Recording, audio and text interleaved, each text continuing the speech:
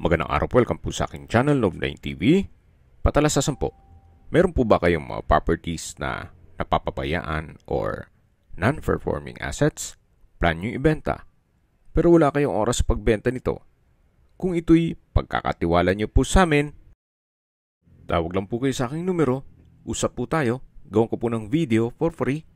Yes, libre po, wala po kayong babayaran. Tutulungan pa namin kayong mabenta ang inyong property. Kami na po bala sa marketing, sa boosting or paid ads. Even sa tripping, hindi na po kayo mapapagod sa pag-entertain ng mga buyers. Kami na po bala sa lahat. Tawag lang po kayo. Nandito po tayo ngayon sa Tagaytay kung saan meron po tayong bagong video presentation. Isang residential property na may lot area 216 square meters. May floor area po ito na 300 square meters. Ito po'y fully furnished. Halos bago pa po ito at hindi naman natirahan ni owner, gawa ng nasa Amerika po sila lagi.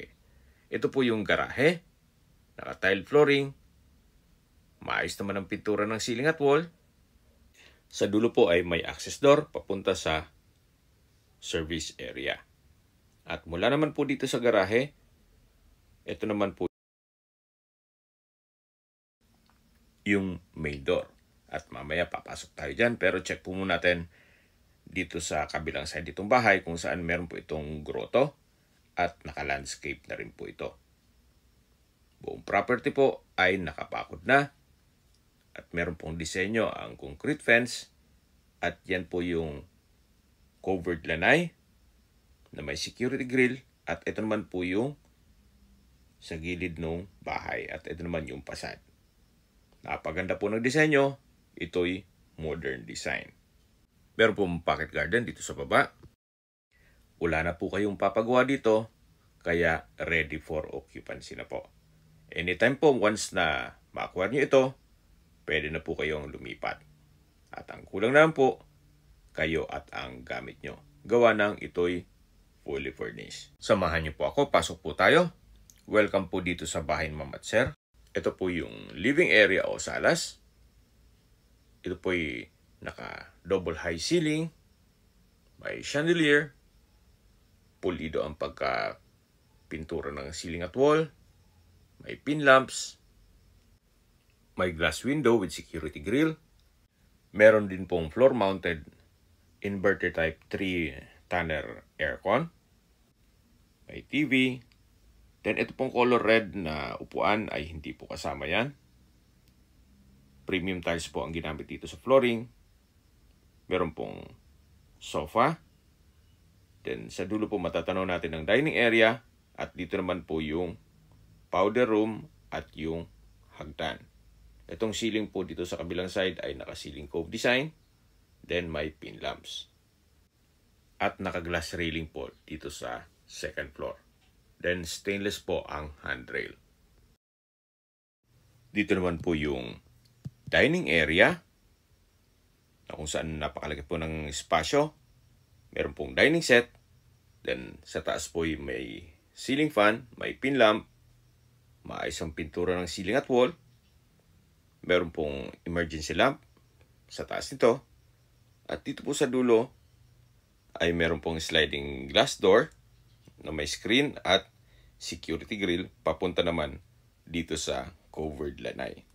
Ito po yung naka-tiled wall at meron pong iba't ibang variants ng orchids. So mula po dito sa dining area, meron pong maliit na partition na kung saan sa likod po niyan ay yung master's bedroom. Pero check po muna natin itong formal kitchen. Dito po sa formal kitchen ay malaki din ang espasyo. Meron pong modular kitchen cabinet, kitchen countertop with stainless sink and faucet. Naka-tile flooring na rin po. Meron pong kitchen drawer, range hood, gas range, at naka-tiled wall na rin po ito. Napakaganda po ng disenyo. May pantry na rin. At dito naman po sa kabila, ganoon din po. Meron pong modular cabinets and drawers. May espasyo para sa electric kettle at microwave. At dito naman po yung access door papunta naman dito sa dirty kitchen. Ito pong dirty kitchen ay may kitchen countertop with double stainless sink and faucet. Meron pong storage ng kitchen utensils dito sa baba. At dito po sa taas, meron din pong wall-mounted kitchen cabinet. Kahit po dito, pulido po ang pagka-finish ng pintura. Meron pong another access door papunta sa service area. Mamaya pupuntahan natin yan. Na meron din po itong aluminum screen door. Yan po yung access door papunta sa formal kitchen at dito naman po yung common toilet and bath. Meron po itong bathroom sink, water closet with bidet, at meron pong body shower. From floor to ceiling din po ang tile bathroom wall. So mula po dito sa common toilet and bath, meron po ditong maid's quarter o maid's room. Naka-tile flooring, may sariling window glass, maayos din ang pintura ng ceiling at wall, at may double deck. Sa taas po ay meron pong wall-mounted wooden rack. At may center lamp. Mula po dito sa maid's quarter, lipat po tayo. So ito naman po yung access door papunta sa service area o laundry area. Kung saan meron din po ditong kitchen countertop, may range hood, may wall-mounted cabinet, then sa baba po may storage. At tungkol naman po sa washing machine at dryer, siguro pag-usapan nyo na lang ni owner kung isasama yan. At dito naman po naka-tiled countertop, then may range hood, naka-tiled flooring, at ito naman po yung understair storage na malaki din po ang espasyo niyan. Katabi lang po yung circuit breaker at meron pong access door naman dito na may aluminum screen door papunta naman sa covered car garage o sa garahe. At galing na po tayo dyan kanina. Yan po yung steel gate. Then naka-tile flooring na rin po dito at dito po sa kabilang side ay naka-landscape. May security grill na rin po dito. Balik po ulit tayo dito sa loob. Ito po ulit yung service area. Then pagpasok po natin dito, dito naman yung dirty kitchen at sa dulo yung maid's quarter. At ito naman po yung formal kitchen. Mula po dito sa formal kitchen, yan po yung dining area at ito naman po yung master's bedroom. Kung meron man po kayong PWD or senior citizen sa pamilya, ito naman po yung kwarto para sa kanila. May bed and bed frame, may split type aircon, center lamp, pin lamps, ceiling cove design, window type aircon with security grill, at naka-tiled flooring na rin po. Sa spasyo, malaki po. At dito naman yung walk-in closet. Ganun din po, naka-tile flooring, maayos ang pintura ng ceiling at wall, at malaki naman ang espasyo. So, kabilaan po yan. Kaya marami po kayong gamit na pwede may lagay dyan. Hanggang dito po sa kabila. So, dito na po tayo sa toilet and bath. Meron po itong napagandang shower enclosure na naka-tile bathroom wall. At ito naman yung water closet with bidet. Ito naman po yung bathroom countertop. May bathroom sink with faucet. Then naka-tiled wall. Mula po dito matatanaw natin ang access door papunta sa setback o likod ng bahay. Ito po yung naka-glass door at may security grill. At yan pong natatanaw natin ay yung water reservoir na kakasya po ang 3,000 liters. In case ng water shortage, mapapakinabangan po yan. Then naka-tiled din po ang buong water reservoir. Babalik po ulit tayo dito sa loob ng toilet and bath dito sa master's bedroom. Ito po ulit yung walk-in closet at ito naman yung bedroom. Napakaganda po. Lalabas po tayo. So ito po ulit yung partition na katabi lang ng dining area. At ito naman yung access door papunta dito sa covered lanay na napresent ko na po kanina. At yung sa dulo po, yan naman daan papunta sa harapan ng bahay. So balik po ulit tayo dito sa loob. Yan po yung formal kitchen na na-present ko na rin. At dito naman po yung dining at living area. So mula po dito sa hagdan, at mamaya aakyat tayo dyan, pakita ko muna sa inyo yung powder room. Napaganda po nitong disenyo nitong pintuan. Naka wooden and glass door. Sliding po yan. Dito naman po ay may bathroom sink, may water closet with bidet, naka-tile bathroom wall, at may bathroom window. Napaganda po ng disenyo nitong tile bathroom wall. Labas po tayo para akyat na tayo dito sa second floor. Ito pong hagdan ay naka-wooden staircase, glass railing, at stainless handrail. Meron po itong staircase window with security grill. May wooden rack sa kanto. At ito pong staircase wall ay pulido ang pagkapintura. At dito na po tayo sa second floor kung saan ito po yung family area. Napakalaki po ng espasyo. Sa dulo po may glass window, then naka-ceiling cove design, may ceiling fan, may pin lamps, at may sofa.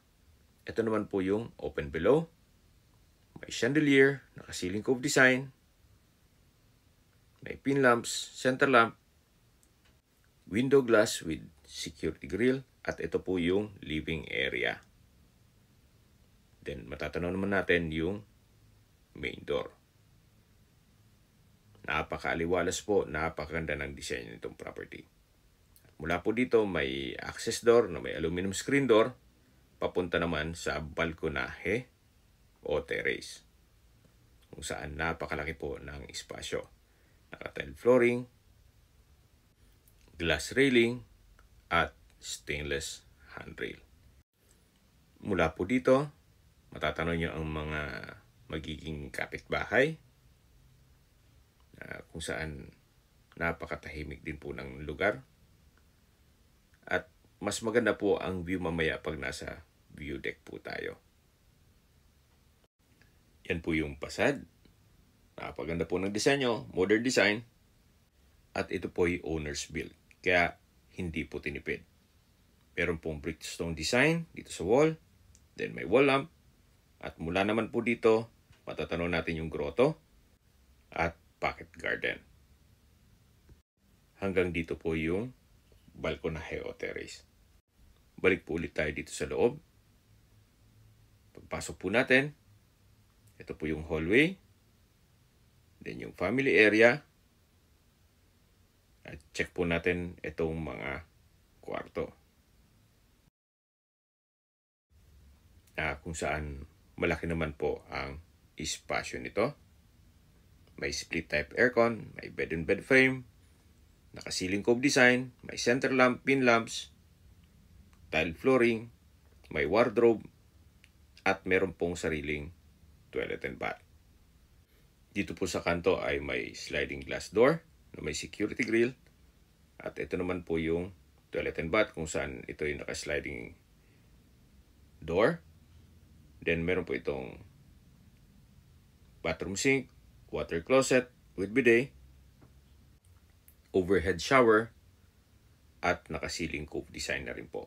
Naka-tile bathroom wall na rin po from floor to ceiling. At same design din po itong wooden and glass door doon sa powder room. Labas po tayo dito sa first bedroom dito sa second floor. Paglabas po natin, matatanaw natin ang family area na napakaliwalas, napaganda ng disenyo. At mula po dito, lipat po tayo dito sa pangalawang kwarto, kung saan malaki din ang espasyo. Naka-ceiling cove design, may center lamp, may pin lamp, may window type aircon, may sliding glass window with security grill, may drawer, wall-mounted rack, then meron pong storage. May personal na gamit si owner kaya hindi natin mabuksan yan. At mula po dito, may TV rack. At dito naman yung toilet and bath. Naka-sliding door. na wooden and glass design. Then naka-tile bathroom wall from floor to ceiling. May water closet with bidet, overhead shower, ceiling cove design, at bathroom window. Tunghayan nyo po itong kwarto bago tayo lumabas. Yan po yung drawer at ito naman yung TV rack. Lalabas na po tayo. So ito pong pintuan ay naka-wooden door. At balik po ulit tayo dito sa family area. Kung malaking pamilya po kayo, pwede na po ito sa inyo. Yan po yung access door papunta sa terrace. At ito naman po yung hagdan. At akit tayo papunta sa roof deck o view deck. Ito pong hagdan, naka-wooden staircase. Then itong railing ay glass at stainless handrail. Ito pong pintuan ay may security grill na papunta po ito sa roof deck o view deck. Yan po, napakalawak po nitong espasyo. Dito po may bar countertop. Then sa dulo may wall-mounted cabinet. May sink and faucet. Naka-tile flooring. Aside from dun sa reserva, meron pong water tank. Then sa baba po meron pong drawers and cabinets. May high chair. At naka-tile flooring na rin po. Sa likod po nito ay meron pong toilet and bath. Kaya po nang sabi ko sa inyo kanina, in case ng water shortage, wala pong problema. Aside from this tank, meron pong 3,000 liters na water reserva. Mula po dito, matatanaw nyo ang mga kapitbahay. Napaganda po, napakaliwalas, tahimik ang lugar, sariwang hangin, at malamig po ang klima. Ito po ay nasa mataas na lugar. Ang estimated elevation above sea level ay 2,000 feet. Yan po, tunghayan nyo po ulit itong roof deck. Napaganda po ng setup. May bar at meron pong toilet and bath. Habang naglilibot po tayo at pinagmamasdan nyo po itong kapaligiran, pag-usapan na natin ang distance, location at travel time. Mula po sa Picnic Grove, ang distance is 1.1 km at ang travel time is 4 minutes. Kaya kung magti-tripping po tayo, sa Picnic Grove ang meeting place. At mula naman po sa People's Park, ang distance is 3.7 kilometers at ang travel time is 9 minutes. Mula naman po sa Tagaytay Flower Market, ang distance is 2.9 kilometers at ang travel time is 5 minutes. Mula naman po sa Tagaytay Rotonda, ang distance is 5.2 kilometers at ang travel time is 10 minutes. Sa Tagaytay Rotonda po ay kumpleto na rin gaya ng malls, hotels, restaurants, banks, schools, church, at hospital. Yan po yung lagi kong binabanggit sa aking video na dapat nyo i-consider sa paghanap ng property, yung meron pong malapit na hospital. Hindi ko naman po sinasabing sakitin kayo, yan naman po ay for emergency purpose lang naman. Mula naman po sa Calax, Santa Rosa Interchange, ang distance is 15 kilometers at ang travel time is 20 minutes. Ang Calax po ay connecting South Luzon Expressway, Skyway all the way to North Luzon Expressway at ibang parte ng Metro Manila. Mula naman po sa Manila o sa airport, ang distance is 55.5 kilometers at ang travel time is 54 minutes. Okay, sa presyo na po tayo. Mula po sa 18 million pesos, nag-markdown price na po si owner sa 16.8 million pesos net. Ibig pong sabihin, si buyer na po ang sasagot sa lahat ng taxes at expenses with regard to documentation. Sa mga nag-skip po ng video, ito pong property ay nasa Tagaytay at halos hindi po ito natirhan ni owner, gawa ng nasa Tagaytay po sila. Kompleto na po lahat ng furnishings at appliances. Kaya, ang kulang lang po dito, kayo at ang gamit nyo. Opo, ito po'y fully furnished at fully fenced.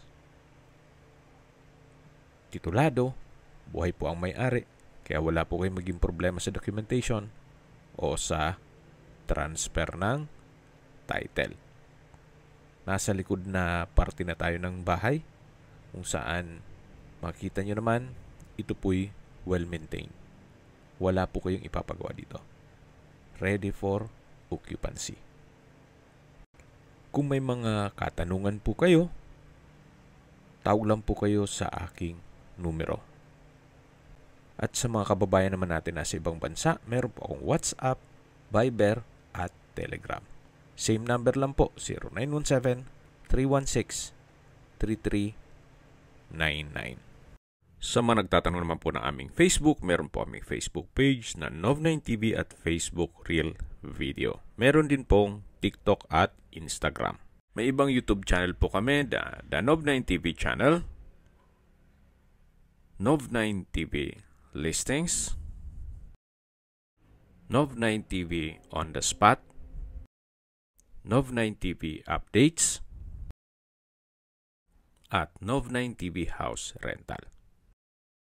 Sana po naibigyan nyo ang video presentation. Paki-like and subscribe na lang po sa aking channel para ma-update din po kayo sa aking future listings. Kung sakali po hanap nyo yung mas malaking sukat ng lupa, meron din po kami ibang listings na pwede nyong pagpilian.